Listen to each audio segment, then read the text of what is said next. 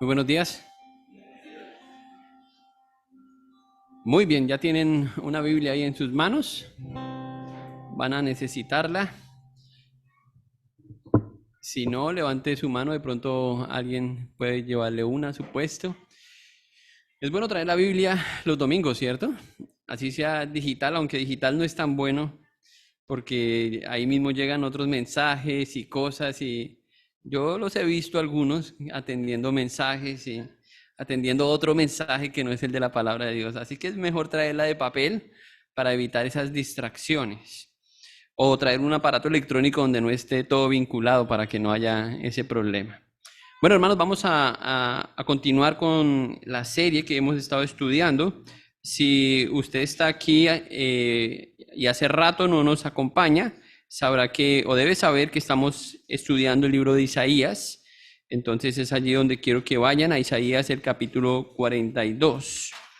Y estamos predicando una serie que hemos titulado Dios de juicio y esperanza. Espero que al terminar esta serie recordemos mucho más que el título de la serie, porque hemos visto, wow, un despliegue de poder y de compasión y de amor de Dios a lo largo de la historia de Israel, y eso nos ofrece muchos ejemplos a nosotros de la forma en que Dios quiere evitarnos también dolor y sufrimiento, a la manera en que nosotros podemos responder diferente como lo hizo este pueblo. Ciertamente hay muchas similitudes entre ellos y nosotros. Bien, vamos entonces ya están ahí en Isaías capítulo 42. Vamos a estar estudiando esta mañana los versículos 10 al versículo 25. Versículo 10 al versículo 25. Yo estaba pensando en algunas cosas que hacen la vida más fácil, y aunque aquí en este aparatico hay muchas cosas que nos ayudan, también hay cosas que la hacen más difícil, ¿cierto? Es algo contradictorio, pero he aprendido con la tecnología que si uno sabe manejar algo bien, eso puede ser de mucha bendición, ¿cierto? Si lo sabe usar bien. Pero el problema es que no siempre usamos muy bien la tecnología. Y creo que en la vida cristiana, no estoy mirando mis mensajes, estoy poniendo el reloj, no se preocupen. Estoy poniendo aquí mi reloj para no irme tan lejos. Creo que sacamos mucho provecho de la tecnología cuando aprendemos a manejar ciertas cosas muy bien, ¿verdad?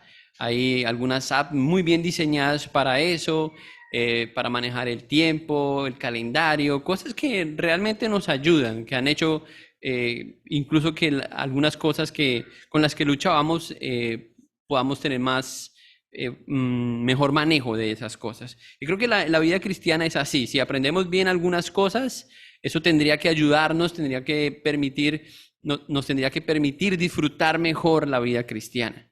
Pero a veces nos vemos estancados, a veces nos vemos limitados, y yo reconozco que muchas veces he tenido que pedir el favor a alguien que me explique algo de la tecnología. Y son cosas que para mí, a veces yo he durado una hora tratando de manobrear, de manipular ahí, y alguien lo hace en cuestión de segundos. ¿Les ha pasado eso? ¿O solo me ha pasado a mí? Y uno dice, y uno se siente tan avergonzado, ¿cierto? Por lo que otro hace muy bien y uno lo ha brigado tanto con eso. Creo que cuando vemos en la Biblia lo que Dios quiere como el propósito de nuestra vida, creo que si aprendemos mejor cuál es el propósito de la vida, vamos a disfrutar mejor de la vida cristiana. Y creo que aquí el autor, Isaías, nos va a ayudar a ver algunos aspectos en nuestra vida de adoración que deberían ayudarnos a adorar mejor a nuestro Dios y a disfrutar más a nuestro Dios. Y yo estaba pensando en otra pregunta, hacerles una pregunta esta mañana. ¿Disfrutan ustedes la vida como cristianos que tienen, los que son cristianos? ¿Están disfrutando su vida como cristianos? Déjenme, voy a tomar una foto, ¿sí? Otra vez. ¿Disfrutan la vida como cristianos? Es un reto, esa es la verdad. Yo no estoy diciendo que sí es fácil, no es fácil, ¿sí? Pero Dios nos ha llamado a disfrutar de Él, disfrutar de su iglesia, de la comunión, de la adoración, de su palabra. Y yo sé que eso no es fácil. Eso no es fácil. Para ustedes estar sentados ahí, para mí estar parado aquí tratando de comunicar la palabra de Dios. Eso no es fácil. Pero en todo Dios se manifiesta en su pueblo para que aprendamos de Él y lo adoremos a Él. Entonces vamos a ver algunas cosas aquí en este pasaje que nos ayudan a pensar en eso. Y quiero que pensemos en una pregunta mientras estudiamos estos versículos, y la pregunta es: ¿por qué Dios exige que lo adoremos? ¿O por qué Dios exige alabanza? Yo le puse un título a este mensaje, el poder de alabar a Dios. Si hay algo de poder cuando alabamos a Dios, ¿dónde está ese poder? ¿Por qué Dios exige que nosotros le alabemos?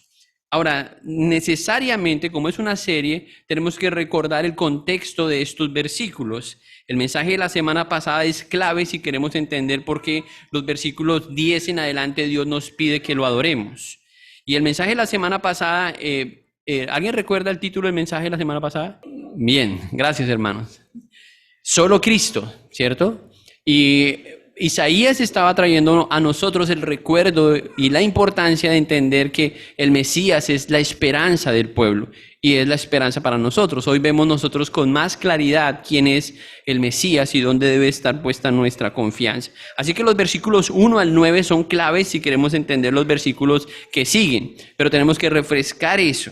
Y esa gloriosa verdad de que solo Cristo es suficiente cobra mucho valor cuando hablamos de nuestra salvación, cuando hablamos de nuestra redención. Por eso hablamos de la suficiencia de Cristo en la redención. Es decir, que solo necesitamos a Cristo para la salvación. ¿Ok? Y pueden estudiar eso de los versículos 1 al 9. Y también, si quieren hacerlo, pueden ir a la página de la iglesia y ahí van a encontrar el mensaje predicado de la semana pasada. El pastor Jonathan, quien predicó ese capítulo, nos ayudó a ver que este capítulo, el capítulo 42, junto con el capítulo 49, 50, 52 y la última parte del 53, es una serie de cantos. Y nosotros ya habíamos hablado de algunos cantos. De hecho, yo prediqué el capítulo 25 y 26, que eran otros dos cantos. A diferencia de estos, de los cantos del capítulo 25 y 26, estos cánticos aquí, 42, 49, 50, 52 y 53 al final, son cantos que tienen que ver con el Mesías o la obra del Mesías. ¿Están acá? Entonces vamos a ver eso y vamos a entender por qué todo lo que está conectado con el Mesías resulta o debe resultar en un acto de adoración, con su obra, con su redención, con su santificación, con su justificación. Isaías busca con este cántico nuevo, como él lo llama, mantener la esperanza de un pueblo. Era inevitable que estos israelitas pasaran al cautiverio babilónico. Ustedes saben que, como los que han venido siguiendo la serie, que era resultado del pecado del pueblo de Israel, que Dios había profetizado que iba a venir un cautiverio en el que ellos iban a pasarla no tan bien. Así que esto simplemente no está ocurriendo en el orden cronológico, y Isaías, antes de que esto ocurra, quiere recordarles a ellos quién es su esperanza, quién es su redentor y cómo tienen que responder ellos a eso, a pesar de que ellos son pecadores y de las consecuencias del pecado. ¿Ok? Y eso tiene que servirnos a nosotros de alguna forma. Todos nosotros entonces necesitamos entender bien estos versículos para poder alabar bien a Dios en cualquier circunstancia. Esto de traer alabanza o gloria a Dios no es algo tan fácil, porque no es algo solamente físico, no es un tema solamente de levantar las manos. Recuerden que el mismo Isaías decía que este pueblo de labios honraba al Señor, pero su corazón estaba lejos. Y la alabanza tiene que ver mucho con la actitud, con cómo conectamos lo que sabemos de Dios con lo que estamos sintiendo, con lo que está pasando a nuestro alrededor. A eso nos referimos cuando hablamos de tener una buena actitud que glorifique el nombre del Señor, que adore a nuestro Dios. Entonces, si aprendemos bien de estos versículos, cómo lo hicieron ellos en momentos difíciles, o lo que Dios esperaba, porque realmente no lo lograron, fracasaron, y ya eso lo sabemos, pero si aprendemos de este mal ejemplo, seguramente nosotros vamos a sacar mayor provecho de lo que ellos no hicieron bien y de lo que Dios esperaba que ellos hicieran. Entonces, con esta pregunta en mente, vamos a leer esos versículos, ¿por qué Dios exige alabanza? Y vamos a ver 3 respuestas en el texto. 2 respuestas de Isaías y una respuesta de parte de Dios, ¿por qué Dios exige alabanza? ¿Por qué Dios merece alabanza? ¿Ok? Vamos a leer los versículos primero, versículo 10 al versículo 13, y después de eso vamos a orar brevemente.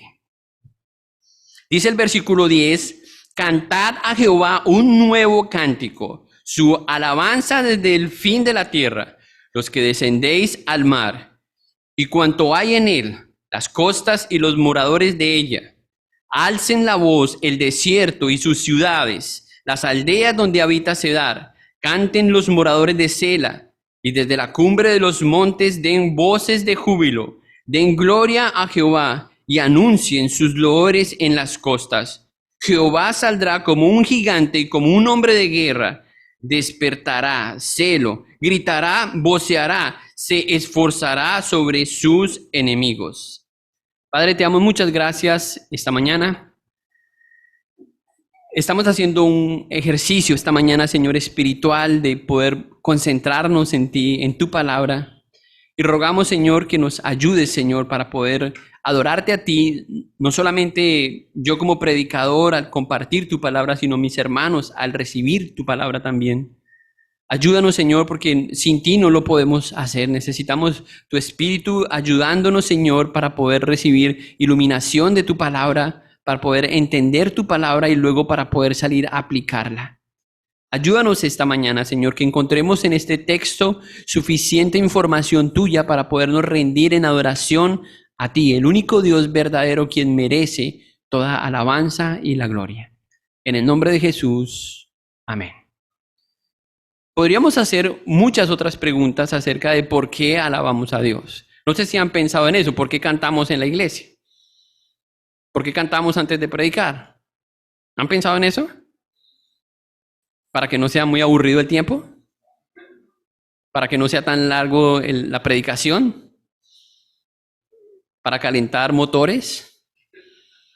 No tiene nada que ver con eso, tiene que ver que cuando alabamos a Dios recordamos las promesas de la palabra de Dios, porque esa música, si está centrada en Dios, tiene que alinear nuestro corazón, nuestra mente, nuestros pensamientos hacia Dios y poderlo adorar cuando estamos aquí reunidos como iglesia.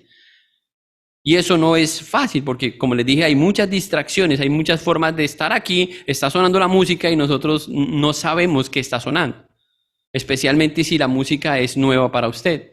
Pero cuando usted escucha la música y empieza a pensar en lo que ella dice y si eso tiene relación con lo que Dios ha hecho en su vida, posiblemente lo que vamos a ver es una persona adorando a Dios por recordar la grandeza de Dios, las obras de Dios, el amor de Dios, la bondad de Dios. Linda esa canción que cantamos, ¿cierto? Eres mi Dios bondadoso. ¿Por qué? Y ahí empezamos a decir por qué, ¿cierto? Y es maravilloso recordar por qué Dios es bondadoso, por qué es nuestro Dios, por qué Él merece toda nuestra adoración. Pero eso no es algo solamente emocional, es algo que tiene que estar bien conectado con lo que creemos acerca de Él. Y eso es otra forma de adorar a Dios cuando salimos de aquí y vamos a nuestra casa o al trabajo o vivimos lo que tenemos que vivir dentro de la semana que Dios depara. Entonces, aquí en estos versículos encontramos la primera razón o la primera respuesta a por qué Dios exige alabanza. Y la primera razón está ahí en el versículo 1, bien calcada, dice, cantad a Jehová un cántico nuevo. El autor no nos dice el por qué, sino simplemente nos dice qué debemos hacer. Esto es una orden. Dios espera que lo alabemos porque Él dice que debemos cantar a Él.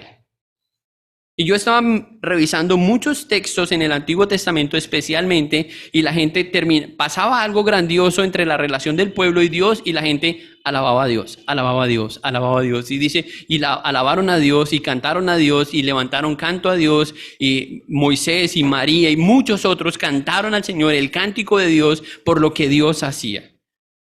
Todo lo que observaban de la forma como Dios obraba llevaba a una deducción de alabanza y adoración a Dios. Así que estos versículos, los versículos que encontramos aquí del versículo 10 al 13 nos ayudan a entender que no es una opción para el pueblo de Dios alabar a Dios, sino que como pueblo de Dios debemos alabar a Dios porque Él es Dios y porque Él nos ordena que lo haga. Cantad a Jehová, dice. Cantad. Y hay otro versículo que yo, de hecho, lo copié aquí. Ustedes no tienen que ir a buscarlo, se los voy a leer. Me gustó mucho, por eso lo traje en Primera de Crónicas 16:23 como resultado de algo que Dios había dicho. Dice el autor: cantad al Señor toda la tierra, proclamad de día en día las buenas nuevas de su salvación.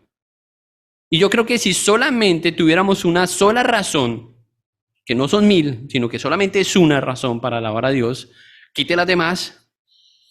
Alabar a Dios por nuestra salvación es suficiente y vamos a tener que hacerlo, o deberíamos hacerlo, por el resto de nuestra vida, hasta que estemos en su presencia y luego hacerlo en la eternidad. Pero el concepto de adoración y de alabación que nosotros tenemos es tan vago. En primer lugar, porque siempre nos referimos a eso como algo en un lugar, en un espacio, algo lo delimitamos de pronto por algunos instrumentos o algo.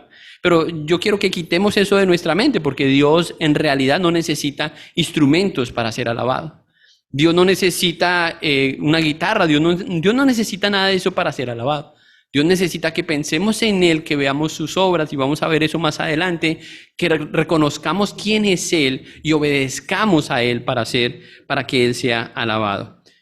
Me encantan los salmos, y en los salmos hay muchas, se repite muchas veces: canten a Dios, canten a Jehová. Y voy a leer algunos de esos salmos muy rápido. El Salmo 13:6 dice: canta a Jehová porque Él ha hecho bien. El Salmo 21:13 dice: oh Jehová, en tu poder cantaremos y te alabaremos y alabaremos tu poderío. El Salmo 27:6 dice: luego levantará mi cabeza sobre mis enemigos que me rodearon, y yo sacrificaré en su tabernáculo sacrificio de júbilo, y cantaré y entonaré alabanza a Jehová. Salmo 59:16, pero yo cantaré tu poder. Salmo 68:4, cantad a Dios. Y ustedes ya saben cómo van los salmos. ¿Qué son los salmos sino alabanzas? Ese es el himnario de Dios. Ahí están expresadas las canciones, la alabanza de lo que las experiencias de muchos de los hombres del Antiguo Testamento son eso, son salmos. Son razones por las que el pueblo adoraba a Dios. Así que no tenemos que dudar nunca de que Dios espera nuestra alabanza. Pero tampoco podemos pensar que eso se resume o se simplifica simplemente a un tiempo o a un espacio, o simplemente a algo que hacemos los domingos en la mañana. Alabar a Dios, como dije, es la respuesta natural de quién es Dios y de lo que nosotros creemos acerca de Él. Y recordando nuevamente los versículos 1 al 9, Isaías había dicho que el Mesías era el redentor del pueblo. Esa es la razón principal por la que cualquier criatura debe adorar o alabar a Dios, porque Él es nuestro Salvador, porque tenemos al Mesías como nuestro Salvador. Cantad a Jehová un cántico nuevo, su alabanza desde el fin de la tierra, los que descienden al mar. Luego dice: y cuantos hay en él. Y aquí Isaías empieza a hacer una lista de personas o de lugares que tienen que alabar a Dios. Él dice que el mismo mar tiene que alabar a Dios, los que habitan en el mar, los que navegan sobre el mar, hablando de los marineros, los peces tienen que alabar a Dios. Luego dice las costas, los que habitan en esas costas, las montañas, los que habitan en esas montañas. Él pensaba que el mismo desierto y sus ciudades que estaban ahí, que eran ciudades muy significativas en la época, algunas que estaban en esos lugares del desierto como Petra, esas ciudades tenían que alabar a Dios por quien era Dios. Esos pueblos, las personas que vivían ahí. Es decir, Él está pensando en toda la creación, en toda criatura que está en la faz de la tierra, en cualquier rincón, en cualquier esquina del mundo, tiene que adorar, tiene que alabar a Dios porque Él es Dios y porque Él espera que lo alabemos. Eso es lo que quiere decir Isaías. Isaías quiere que el mundo entero entone el canto del Mesías. Esa debe ser nuestra melodía. Ahora, Entiendo cuando un no creyente no puede alabar a Dios, pero una persona que ha entendido quién es su Salvador, quién es el Mesías, esa persona tiene que necesariamente rendirse en adoración y alabanza a Dios. No es una opción para esa persona. Y a veces uno lucha con esta idea porque uno ve a los creyentes y uno no entiende, obviamente todos tenemos semanas diferentes, ¿cierto? Pero uno piensa cuando estamos en el tiempo de alabanza y no es que uno está mirando al otro, pero si estamos aquí enfrente, normalmente los que están aquí cantando se dan cuenta de eso, quienes no están cantando o quienes no están alabando a Dios. Y uno se pregunta, ¿qué está pasando? Porque no es una respuesta natural. Piense de esta forma. Si usted estuviera en la presencia de Dios, ¿qué haría? Estaría como normal, o sea, relajado, o sea, ¿cuál sería su actitud? Yo creo que todos caeríamos rendidos ante Dios. Y usted puede revisar el Antiguo Testamento, cada persona que tuvo un encuentro con Dios. Esa persona no solamente corporalmente se rindió a Dios, sino que adoró a Dios de la forma que lo pudo hacer. Y cuando nosotros estamos recordando quién es Dios, quién es nuestro Salvador, no hay otra forma de hacerlo. Y por eso por eso Isaías dice de esa forma: alaben todos al Señor, alábenlo porque Él es nuestro Redentor. Él nos dio al Mesías. Miren el versículo 13. El versículo 13, Isaías mire cómo describe al Señor. Jehová saldrá como gigante y como hombre de guerra. Despertará celo, gritará, voceará, se esforzará sobre sus enemigos. Y a mí me gusta pensar en la adoración como una avenida en dos direcciones. Cuando nosotros estamos adorando a Dios, Dios recibe alabanza, recibe honor o loor por quién es Él, pero ¿qué pasa de allá para acá cuando nosotros también estamos alabando a Dios? Estamos recobrando confianza, estamos centrándonos en Él, lo estamos amando más, lo estamos adorando, nos estamos complaciendo más en Él, nos estamos deleitando más en Él. Entonces, cuando piense en la alabanza, en la adoración, es algo que ocurre en dos direcciones. Lo que Dios espera, que es una orden, alaben a Dios, y lo que Dios hace en nosotros al ver esa respuesta de adoración hacia Él. Y eso me gusta, por eso menciono el versículo 13, porque miren ahí cómo dice Isaías: Jehová saldrá como gigante y como hombre de guerra, despertará celo y gritará. Dios no es sigiloso cuando se trata de Él, cuando tiene que desplegar toda su gloria. Él se hace notar, hermanos. Y yo no sé si ustedes ahorita en estos aguaceros especialmente escucharon un par de truenos o vieron relámpagos, pero cuando uno ve eso, ¿qué es lo primero que usted piensa? No me vaya a decir que ay, la ropa se va a mojar. No. ¿Qué es lo primero que usted piensa? No piensa en Dios inmediatamente. Uno dice, ay, Señor, guárdanos. Algunos dicen, de una vez se elevan una plegaria cortica ahí, ¿cierto? Porque uno se imagina a Dios desplegando todo su poder. Y uno dice, wow, Él es Dios. Él es Dios. Y Dios quiere que tengamos esos recuerdos de Él, especialmente su obra más maravillosa, que es la obra de redención. Ahora, debemos decir que es natural que una persona que no ha sido redimida, que una persona que no ha entendido lo que el Mesías vino a hacer, o Cristo, que ya sabemos que es el Mesías, no adore a Dios. Y que incluso le cueste acomodarse dentro de la adoración. Es que yo no siento lo mismo. Eso es natural para una persona que no ha recibido a Cristo como su Salvador. Y espero que si usted lo sabe, ore por eso, para que reciba a Cristo como su Salvador. Porque en el momento que usted lo haga, le voy a decir que lo primero que usted más va a disfrutar como cristiano es adorar a Dios. Es adorar a Dios.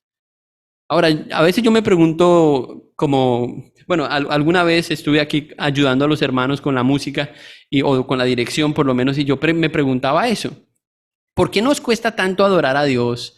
A veces aquí lo hacemos que no son 2 horas, o bueno, sí 2 horas con la predicación, porque eso también hace parte de la adoración, de la alabanza. Pero ¿por qué nos cuesta si vamos a pasar toda la eternidad alabando a Dios? ¿O qué cree usted que se la va a pasar haciendo en el cielo? Alabar a Dios. Y algunos piensan en eso como una escena aburrida donde hay una arpa que está sonando ahí. No.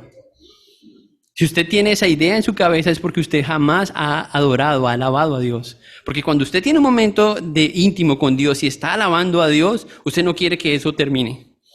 ¿Sí? Eso es un momento glorioso para usted con su Salvador, con su Señor, con el Rey. Y usted quiere que eso, wow, usted no quiere que se acabe ese minuto. Pero es tan escaso ese tiempo, ¿verdad? Ojalá siempre pudiéramos tener ese tiempo, esa experiencia de adorar a Dios. Pero hay otras formas de hacerlo, porque no siempre son esos momentos de comunión, de intimidad con Dios. Porque Dios a veces nos pasa por situaciones o momentos difíciles donde también podemos adorarlo, y lo podemos adorar cuando respondemos bien a lo que Él ha hecho.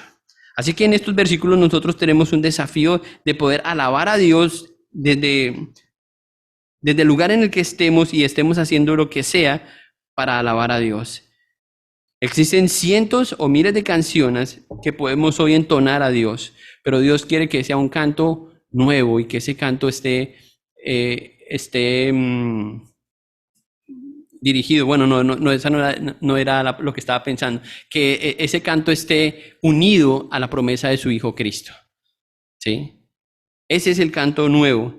Y la alabanza a nuestro Dios debe estar centrada en el Señor. Tenemos que pensar eso como iglesia cuando estemos adorando. ¿Por qué no cantamos otras canciones? ¿Por qué cantamos lo que cantamos aquí?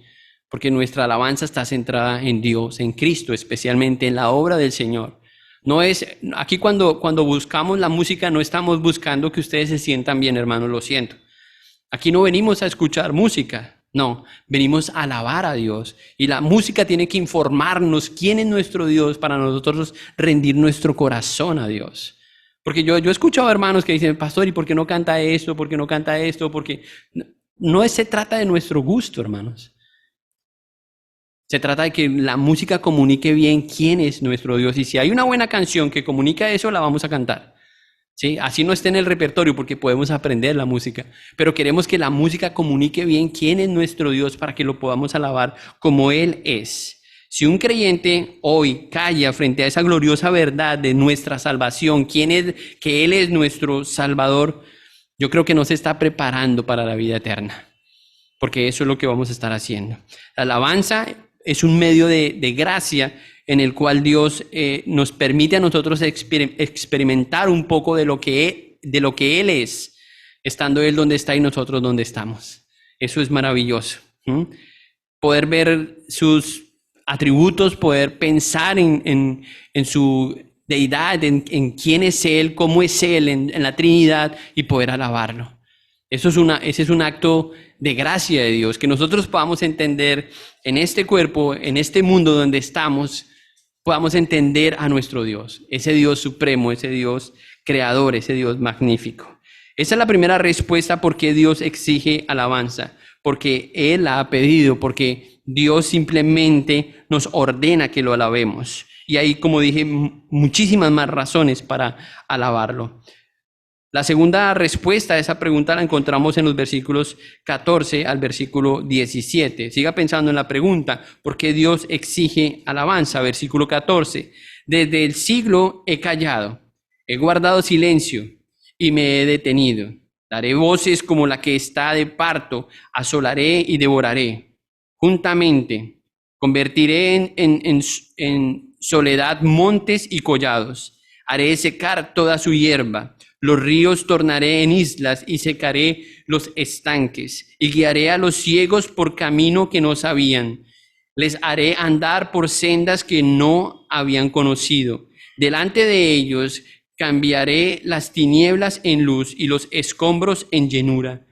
Estas cosas les haré y no los desampararé.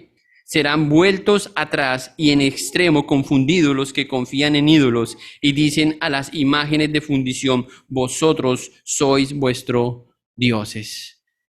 Aquí vemos la segunda razón por que Dios exige alabanza, y es por sus maravillosas obras. Escuchemos las obras que dice, esta parte no la está diciendo Isaías, la está diciendo Dios. Dios está hablando desde los versículos 14 en adelante. Y escuchemos lo que Dios dice que Él es capaz de hacer aquí.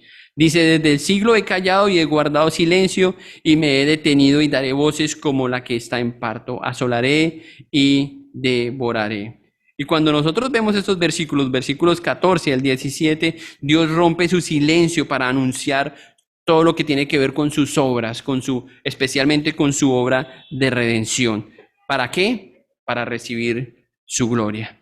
Miren algunas de las cosas que Él va a hacer ahí. Podemos hacer una lista de las cosas que menciona Dios ahí. Dice que Él va a desolar los montes. Es una cosa que Isaías, cuando leímos el capítulo 40 de Isaías, recordamos cómo Isaías dice que todos los mares están en el hueco de su mano y las montañas están entre los tres dedos de su mano. ¿Recuerdan eso de Isaías 40? Esa es la capacidad de nuestro Dios todopoderoso, de nuestro Dios soberano. Y aquí Él mantiene esa idea. Dios mismo se está mostrando cómo es Él, dónde está su poder. Y dice, hará secar toda la hierba. Dios es capaz de hacer eso. Y creo que nosotros somos testigos de eso. Como vemos cuando hay un tiempo de invierno y luego un tiempo de sequía. Y vemos quién hace eso. Dios, ¿verdad? Dios es el único. Cuando usted quiere pintar las montañas de verde como están todavía hoy, ¿quién puede hacer eso? A mí a veces me parece chistoso porque hay algunos con un carro tanque regando algunos jardines, pero imagínenselos haciendo eso con las montañas. Eso no es posible, solamente Dios lo puede hacer. Dios puede reverdecer algo o puede hacer que algo se seque. Él es Dios y eso es lo que Él nos enseña, su poder. También dice que Él guiará por sendas desconocidas, que Él traerá a muchos de las tinieblas a la luz y que los guiará por lugares escabrosos y que algunos de esos lugares los convertirá en llanuras. Pienso en algunas montañas que Él puede simplemente hacerlas desierto, convertir esas montañas en desierto, aplanar las montañas. Es el poder solamente de Dios. Dios es el único capaz de hacer estas maravillosas obras. Y hemos visto en el Antiguo Testamento especialmente muchos de esos milagros, de esas cosas sobrenaturales. Y cuando esto ocurría, vemos el mejor ejemplo de eso es el pueblo de Éxodo saliendo ahí el Éxodo, el pueblo de judíos saliendo de Egipto. Y recuerdan cómo termina eso en una acción de alabanza a Dios después de haber atravesado el Mar Rojo. Estas son todas las cosas que Dios planea hacer al reconocer que su pueblo no ha podido evitar que Dios obre de esta forma. Recuerden el contexto aquí de Israel. Israel iba rumbo al cautiverio babilónico y la iban a pasar mal. Pero Dios quiere que ellos lleven el recuerdo de que eso Dios lo está permitiendo por una razón y que Dios quiere ser alabado en medio de esas circunstancias. Es lo que Dios espera que ellos tengan en su mente. Lo que Dios desea ver cuando su pueblo es disciplinado es fidelidad. Y todos sabemos eso, que hay momentos difíciles en la vida, difíciles en los que nos cuesta más levantar nuestras manos y agradecerle a Dios. Es más fácil señalar a alguien, es más fácil lamentarnos, es más fácil quejarnos que darle gracias a Dios. Pero en medio de los momentos difíciles, como pasó Israel, lo que Dios quiere que recordemos es quién es Él, lo que Él es capaz de hacer y que lo alabemos por eso, a pesar de que lo que esté ocurriendo no sea lo que es de nuestro agrado. Porque yo tengo que decirles que muchas veces lo que está ocurriendo, y alguien dice, lo escuché la semana pasada, tratan de culpar a Dios por lo que ocurre, pero no es, muchas veces es por nuestras malas decisiones. Y son las consecuencias de nuestros pecados las que nos llevan a ciertas circunstancias en las que tenemos que enfrentarnos y aprender cómo adorar a Dios en medio de ello. Y eso no es fácil. Eso lo entendemos. Él quiere escuchar a sus hijos alabándolo, adorándolo en todo momento. Y eso es lo que Él esperaría que hiciera el pueblo de Israel. Pero sabemos que Israel fracasó en eso. Si vamos a ver los capítulos que siguen, hasta el capítulo 48, bueno, creo que podemos pensar en el final del libro, cómo Israel fracasa en adorar a Dios, a pesar de las múltiples advertencias que Dios hace, a pesar de las oportunidades que Dios le da. Y eso solamente revela algo de la condición humana, de que necesitamos a un redentor, como Isaías lo había dicho en los versículos 1 al 9, para podernos enfocar en Él y alabarlo como Él espera que lo hagamos. Saquemos algunas aplicaciones de esos versículos. Cuando alabamos a Dios, Cuando estamos alabando a Dios, ¿qué está pasando entonces?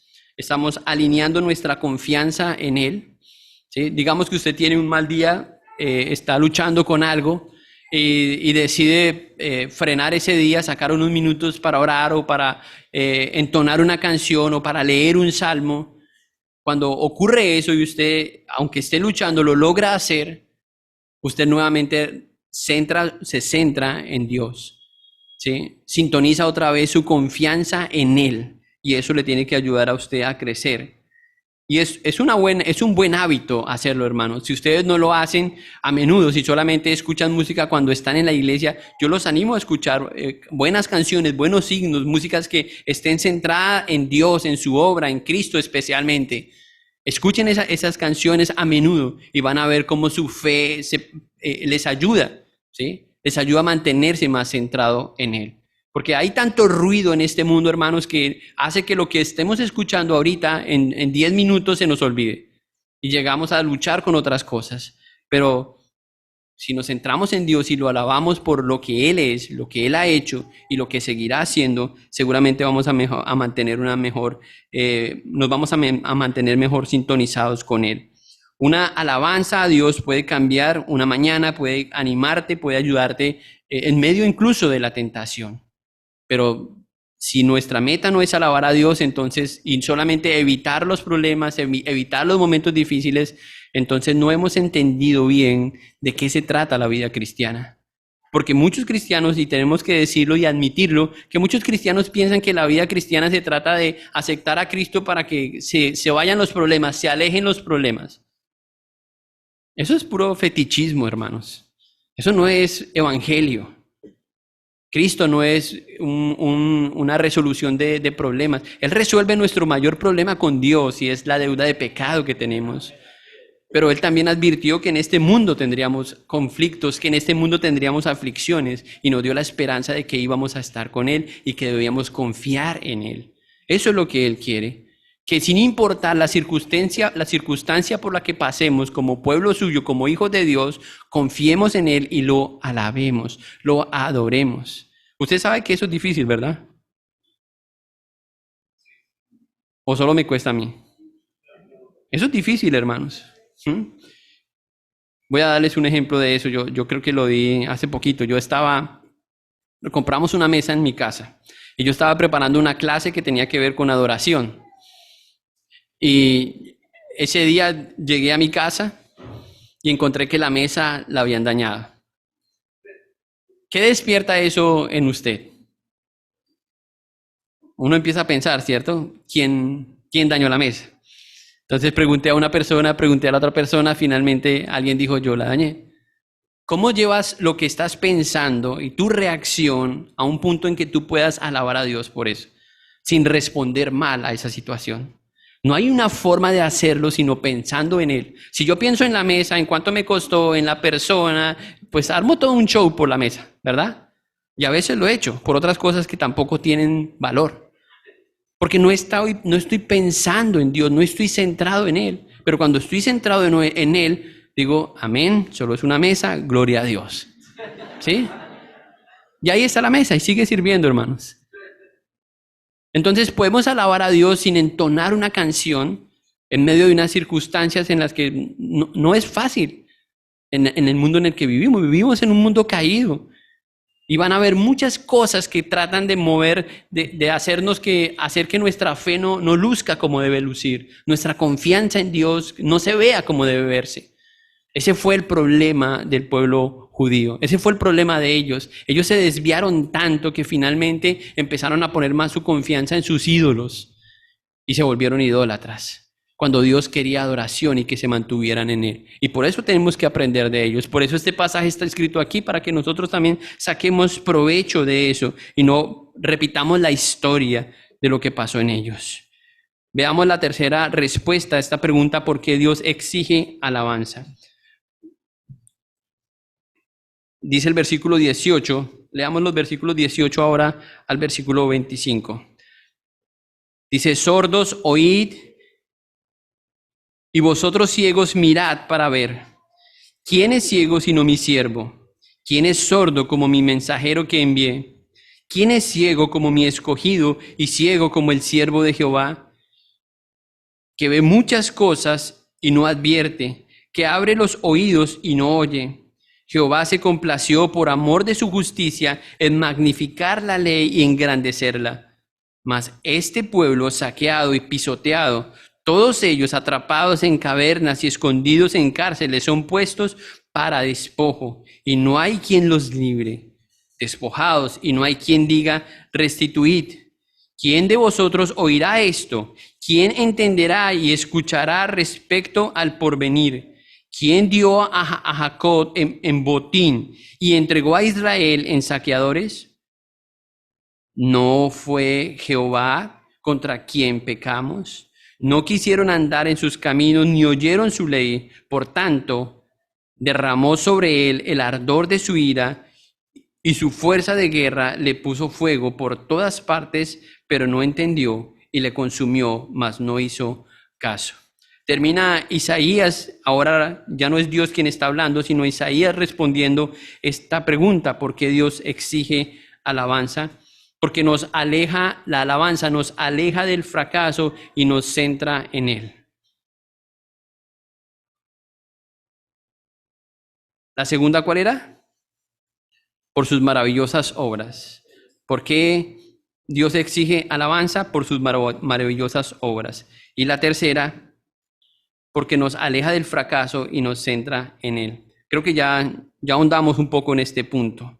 Miren la descripción que hace Isaías de este pueblo. En los versículos 18 al 19, aquí encontramos a Isaías haciendo una descripción de lo que ocurre. Quienes no alaban a Dios o quizás adoran a otros dioses. Él usa una especie de sarcasmo para decirles cómo se ven. Dice que son sordos, ciegos, que miran pero no ven. Con esto él no está diciendo ni que son sordos literalmente ni que son ciegos, sino que actúan como ciegos y sordos porque sí han visto y han escuchado, pero no responden a lo que ven y a lo que han escuchado. Eso es lo que dice Isaías. Porque ellos recibieron la palabra, ellos recibieron las promesas, pero parece que no era con ellos. Y yo no sé si eso tiene que ver con nosotros como cristianos también, porque muchas veces escuchamos y vemos, pero parece que queremos repetir la historia de muchos. Y eso es triste. Y que Dios nos dé sabiduría para no repetir lo mismo. Luego los versículos 19 y 20 dice que él identifica al pueblo rebelde como el siervo ciego. Y eso lo sabemos por el contexto. En los primeros versículos, los versículos 1 al 9, el pastor Jonathan explicó eso, que hay 4 opciones para cuando se usa la palabra siervo. Y aquí por el contexto sabemos que no está haciendo referencia al Mesías, sino que está hablando del pueblo, porque habla de que era un pueblo ciego, sordo, que en conclusión era desobediente, que era rebelde. Entonces así sabemos que se trata del mismo pueblo de Israel. El versículo 21 habla de la justicia de Dios en su propia. Él dice, lean conmigo nuevamente el versículo 21. Mire cómo él dice en ese versículo. Versículo 21 nuevamente dice, Jehová se complació por amor de su justicia en magnificar la ley y engrandecerla. ¿Qué hizo el Señor? Le dio su palabra a su pueblo. ¿Para qué? Para que fuera obedecida, para que hubiese un estándar, para que fuera su regla de fe, de práctica. Pero ellos fueron ciegos, ellos fueron sordos a lo que el Señor dice, a lo que el Señor dijo. Y Isaías dice aquí que el Señor engrandeció su palabra, él hizo notar su palabra, pero no la vieron, no la escucharon, no la practicaron. Yo estaba pensando en otra sola, que es la sola escritura, cómo Dios hace que su palabra cobre un valor importante entre su pueblo. Y déjeme decirle que cuando un pueblo no camina en esa dirección de guardar su palabra, de guardar la palabra de Dios, es un pueblo que va directo a la idolatría.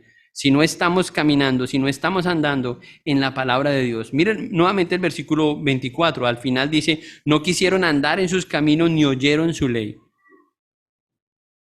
Un pueblo, una iglesia que no quiere caminar en la palabra de Dios, que no quiere escuchar la palabra de Dios, que no ansia escuchar la palabra de Dios, es un pueblo que va rumbo al fracaso, Es un pueblo que va rumbo a la idolatría. Es un pueblo que seguramente va a ser disciplinado por Dios si es el pueblo de Dios o los hijos de Dios. Y por eso Dios quiere advertirnos. Y la alabanza nos aleja de eso. Dios nos previene a través de alabarlo a Él, nuevamente, porque Él nos centra en Él cuando estamos recordando sus palabras, cuando estamos recordando sus promesas. Y por eso es tan chévere cantar himnos también, porque muchos de los himnos vienen casi de porciones bíblicas completas en la Biblia. Hay algunos salmos especialmente que hemos cantado. Y es cantar su palabra, es recordar quién es Él, es darle valor a la palabra, es magnificar su palabra. Pero hermano, ¿sabe cuánto hay que insistir para que algunas personas incluso hoy carguen su Biblia, para que traigan la Biblia a la iglesia? Eso es triste. Y uno dice, ¿cómo podemos alabar a Dios si no apreciamos la palabra de Dios? Y yo no estoy refiriéndome a un libro como tal, sino al valor de la palabra escrita aquí. Porque aunque es un libro impreso, lo que está ahí fue inspirado por Dios y sigue siendo útil por Dios para nuestra vida. Y Dios quiere seguir usando su palabra con ese fin. ¿Para qué? Para evitar que fracasemos, para evitar que nos descarriemos, para evitar que confiemos en nosotros mismos y que empecemos a adorar otra cosa diferente que no sea Dios. Pero no lo podemos hacer si nos alejamos de Dios, si no andamos en la palabra de Dios. Eso es un verbo continuo de estar, de permanecer en la palabra de Dios. Y por eso me gusta, como dice, andar en sus caminos, oír su palabra. Por tanto, desarmó sobre él el ardor de su ira y su fuerza de guerra, le puso fuego por todas partes, pero no entendió, hablando de lo que le pasó al pueblo. Esto fue lo que ocurrió con este pueblo, cuando se desvió, cuando no atendió su palabra. Inevitablemente Dios lo pasó por disciplina. Cuando una persona no está adorando a Dios, es lo mismo que le va a ocurrir a esa persona. Va a fracasar como cristiano, como hijo de Dios en el pueblo de Dios. Hemos sido llamados a adorar a Dios porque Él lo ordena. Hemos sido llamados a adorar a Dios, la segunda, ¿por qué? Por sus obras, por lo que Él ha hecho, por sus maravillas, por la salvación, como les dije. Si no hay otra cosa que usted pueda pensar que Dios ya hizo, piense en la salvación. Eso debe ser suficiente como para seguir adorando a Dios el resto de nuestras vidas. Y la tercera cosa por la que debemos alabar a Dios entonces es para evitar el fracaso, para evitar repetir la historia de muchos.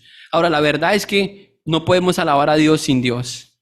Esa es la realidad de muchos de nosotros. No podemos alabarlo a Dios. Y yo estaba meditando, y con esto termino, en un pasaje en el Evangelio de Juan, en el capítulo 9, y quiero que me acompañen allá los que tienen su Biblia ahí. Juan, el capítulo 9. Yo estaba pensando en eso porque no es el único ejemplo que hay, pero estaba justamente estudiando o leyendo este capítulo y me encontré con esto y me gustó mucho y quería compartirlo con ustedes. Aquí en este capítulo del Evangelio de Juan encontramos un milagro, encontramos un hombre que fue sanado, un hombre que era ciego de nacimiento. Y Jesús es quien sana a este hombre. Y unos fariseos empezaron a juzgar lo que Jesús había hecho, porque era el día de reposo. Miren el versículo 18, pero los judíos no creían en él, los judíos no creían que él había sido ciego y que había recibido la vista hasta que llamaron a los padres del que había recibido la vista. Y ustedes conocen la historia que está llena de incredulidad por parte de los fariseos.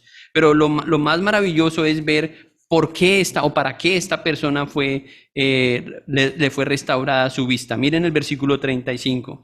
Después de todo esto, entonces, él se presenta nuevamente a Jesús porque no tuvo la oportunidad de verlo al inicio y después en el versículo 35 está delante de Jesús. Oyó Jesús que le habían expulsado y hallándole le dijo, ¿crees tú en el Hijo de Dios? Y está respondiendo el ciego. Respondió él y dijo, ¿quién es, Señor, para que crea en él? Y le dijo Jesús, pues le has visto y el que habla contigo, él es. Y él le dijo, creo, Señor. ¿Y qué hizo? Y le adoró. La razón por la que este hombre recibió la vista no era porque necesitaba simplemente ver, sino porque necesitaba ver para poder adorar a Dios. Y cuando vio a Cristo, finalmente pudo adorar a Dios. El resultado de esta conversión es una adoración genuina a Dios. Y eso contrasta mucho, nuevamente, puede terminar de leer los versículos hasta el versículo 41 con los fariseos, quienes Jesús les llama a ellos ciegos, así les dice su condición espiritual, les llama ciegos, porque aunque veían no podían ver la obra de Dios, no podían ver a Dios mismo. Vamos a orar. Señor, te damos muchas gracias esta mañana por tu palabra. Cuando pensamos, Señor, en ti, nuestra mente va en muchas direcciones, Señor, porque hay tantas cosas que llenan nuestra mente, Señor, principalmente tareas y afanes de este mundo, Señor, que constantemente impiden que te veamos a ti y te adoremos como en realidad tú eres. Que podamos considerar la obra de tu Hijo Jesucristo en nosotros.